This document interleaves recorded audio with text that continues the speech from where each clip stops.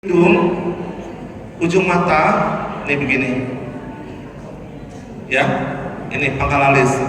Kalau untuk ekornya, cuping hidung, ujung mata yang ini. Nah, secara teori begitu.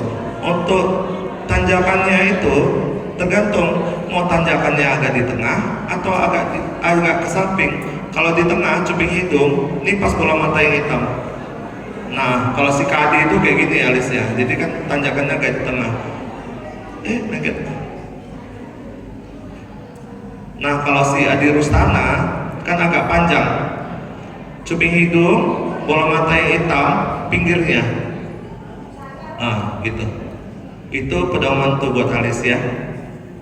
Tapi balik lagi ke kita, makanya alis itu tanda tangannya muanya masing-masing. Setiap orang pasti beda-beda. Yang penting bisa buat alis yang bagus aja. Paham ya Kak? Oke. Jadi pastikan buat tanda tangan kita masing-masing bahwasanya alis itu adalah harga diri. Harga diri muanya. Kalau alisnya sudah nggak cantik, ya nggak cantik. Jadi harganya beda bang. Harganya beda. Kalau alisnya udah serah, udah bagus ah. Mehong. Betul. Oke.